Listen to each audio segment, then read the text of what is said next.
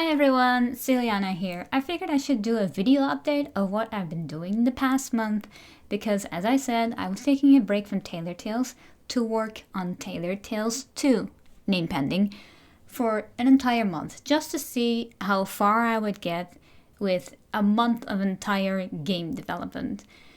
Tailor Tales 2 is being created in a new engine, Godot. And I'm completely new to Godot, so I've been learning as I'm going along. But yeah, I figured I should show you what I have accomplished in that 1 month of game development.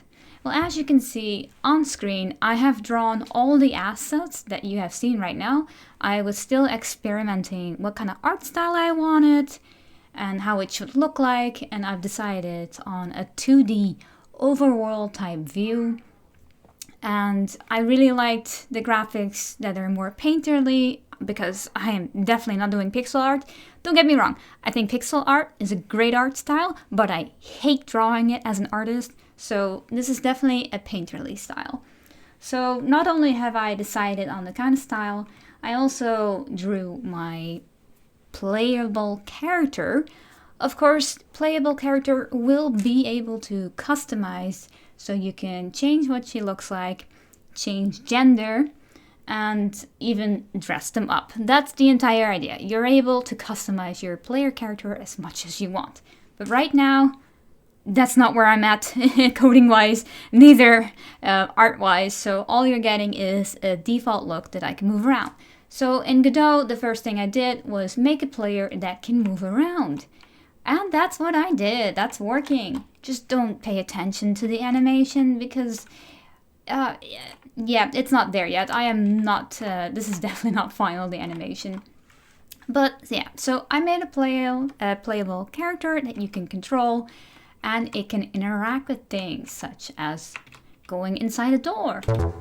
Oh, but you need an item to get inside the door. That's also something that I coded in.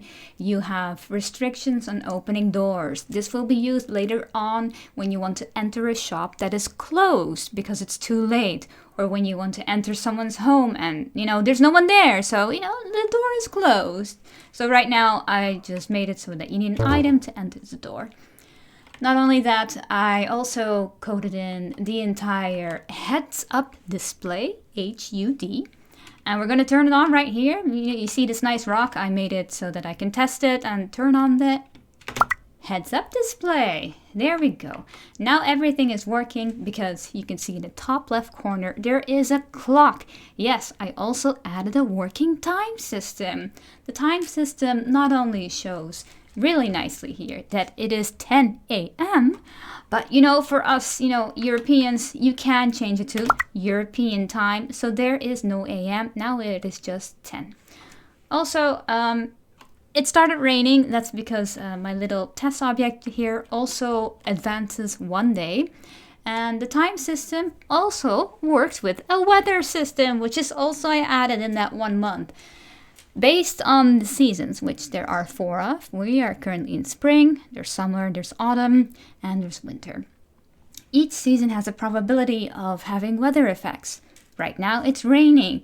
Maybe the next day it's not. Maybe it's snowing in winter. Or maybe we'll get some nice cherry blossom petal falling. Because right now, in spring, I coded in the fact that in early spring, cherry blossoms are blooming. As you can see right here, this really nice cherry tree. We are going to advance today to turn off the rain. And you can see this cute little pop-up above my player character. That is also something I coded in. Those are called icon bubbles. They will be used for NPCs to show emotions or for the player to show an emotion or emoji or whatever. It's just a test. We're going to advance the day until we see the cherry blossoms falling. And there is a percentage chance that there won't be any. So we'll see. There it is. On day 6, the cherry blossom petals are falling. It's a really nice system that I added. These are called particles. They are spawned in the character screen world. They are not attached to the screen, which was a bitch to make. Sorry for my language. First, the particles were actually attached to the character screen, so they were moving along with me when I was moving, and that looked really weird and not pretty, so I went through a lot of different options just to get them attached to the world itself. So right now I can move along them and it looks like they're actually falling. Anyways, we're going to advance today again because I coded it in that on spring 10, that's when the cherry blossoms stop flowering, because you know, cherry blossom season, it is very fleeting, and that should reflect in the game itself. So we're going to advance to spring 10. And this is the final day that cherry blossoms will blooming. I'm going to advance one more time. And there we go, spring 11 and the cherry blossoms are gone. The tree has automatically updated to show that the cherry blossoms are no longer, no more. And that's an entire system I coded in as well, because obviously when the seasons change, the graphics should change along with it. So all the trees, all the grass, even the houses and whatnot, they should all reflect the current season. I have a hotbar. One of the latest things I coded in, because this was a beast to make. First you start with actually having an item database, which obviously doesn't exist in Godot, so you have to start from scratch. You have to make an item and determine what is an item, what can an item do, what kind of categories should an item have. And obviously, the easiest part is giving the icons, the items an icon. So I drew those two, so these are just the ones that I have. For testing purposes, I gave myself cotton seeds, a flax seed, and an omelet, which is obviously a fried egg. My mistake, but I'll change that, don't worry. And as you can see, if I hover over the omelet, I can actually eat it. In the bottom right corner, you can see F to eat. This is to recover stamina, because this game uses stamina to perform actions. And in the upper right corner, we can see stamina meter. One of the easiest things to code, by the way, the stamina meter, very easy. Everything else, not so easy. So every action that you do will consume stamina. Right now, I have tools coded in. You can't see them on screen right now, and they don't look very pretty because I don't have an animation for them. So don't judge me when you see me using a tool. I have a tool that lets me smash this small stone. As you can see, it's highlighted. That's the last thing I coded, by the way, before recording this video, and it's been a pain to get right, to get that thing highlighted when the player is in range. Oh, that one took a while. Anyways, I'm going to press a button and harvest or mine the stone. And then we can do it again. Yes, don't judge me for the fact that I don't have any graphics for my tool you used yet, and I'm just using crude representations. But as you can see, that if you smash the rock, items will spawn outside of it, just like Minecraft does when you break a block, and it'll drop the block in front of you and you have to pick it up. I really like that, so that's what I went with. Right now I'm also going to show you some of the time systems. I'm going to advance the hour. There we go. It is now nighttime, and you can see that all the lights are actually properly turned on and working. Yes, the time system also has various time periods. So you have morning, you have day, you have sunset, and then you have night. And this is what night is. It's all, you know, dark. But I'm going to make it go back to day because that's brighter. Back to my hotbar, as you can see, I have the items that I just mined in my inventory, and that means I also have the stone in my inventory. And if you remember, I needed that to enter this door, so I should be able to enter the door now.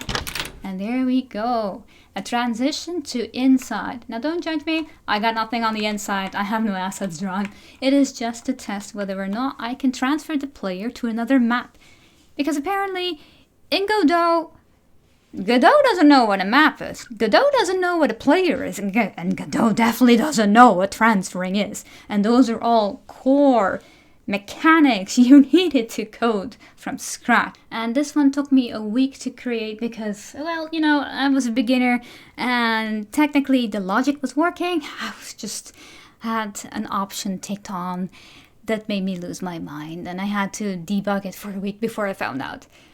And if I had followed the tutorial on YouTube, I would have fixed it in maybe 10 minutes. Either way, the transitions, they do work. As you can see, the stones that we just mined have actually respawned. That's because you need a save state for everything, every action that you do needs to be saved. And when you re-enter the map is basically recreated entirely anew.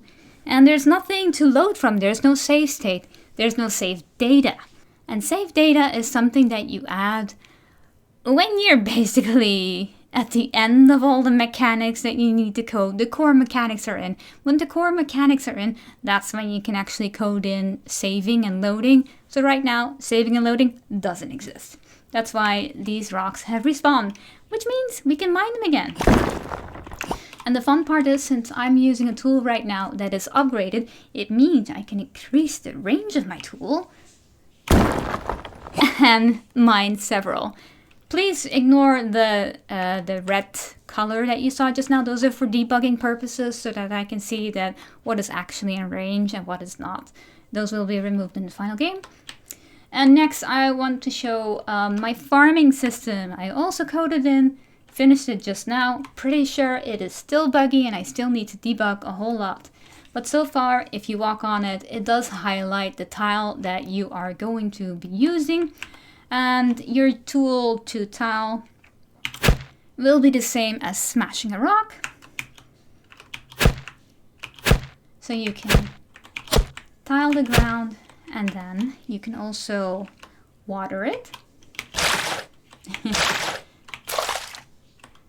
But you can also plant it, because in our hotbar we have our seeds, and if you select it in your hotbar and you stand on top of a tiled or tilled tile, then you can actually plant those seeds.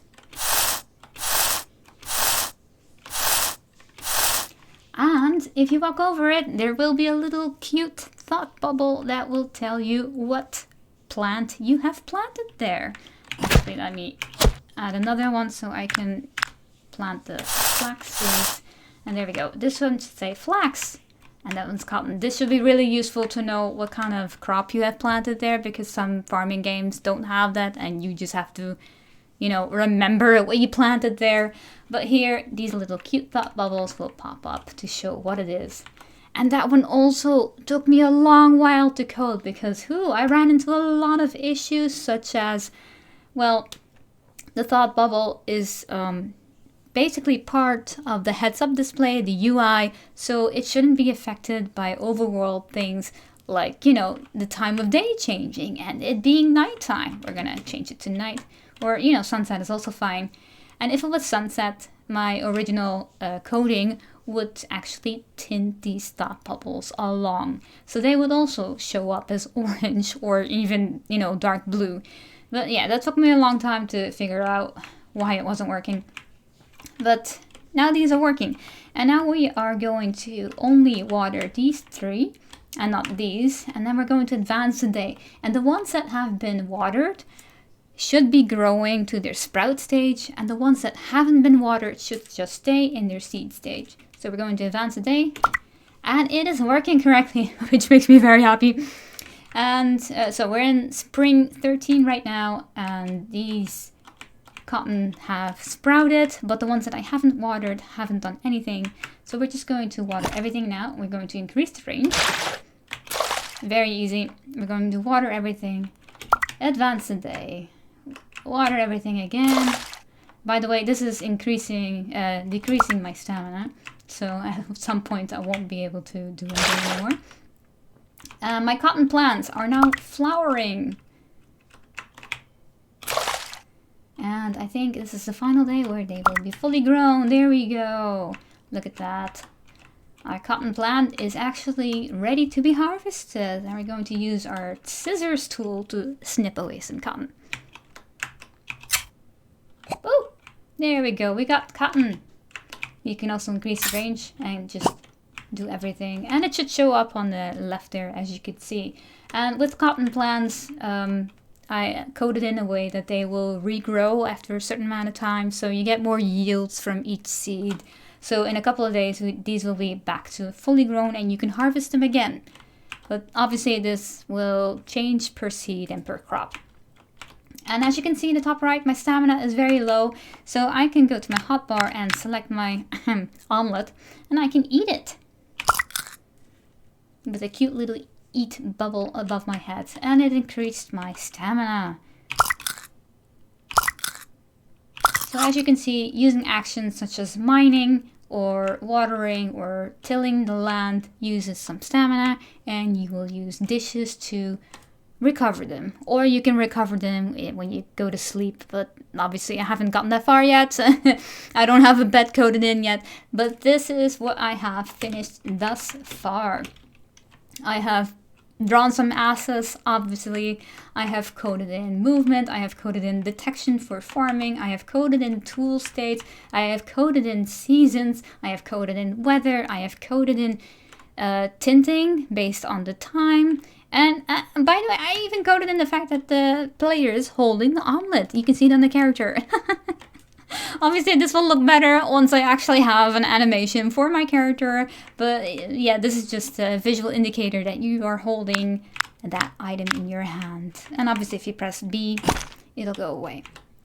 Oh, I also coded in that the buttons that you see, like Z or C or F or B, those will all change based on your input itself. Right now it uses keyboard input, but I will allow a controller input as well. So if you switch to controller, those buttons should update and show the correct button input.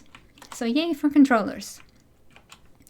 Well, that is it so far. This is what I have achieved in 1 month of development time, including the art assets and all the coding mayhem indeed. And I'm just going to show you something fun to end the video with is I didn't code any collision on the water. Bye!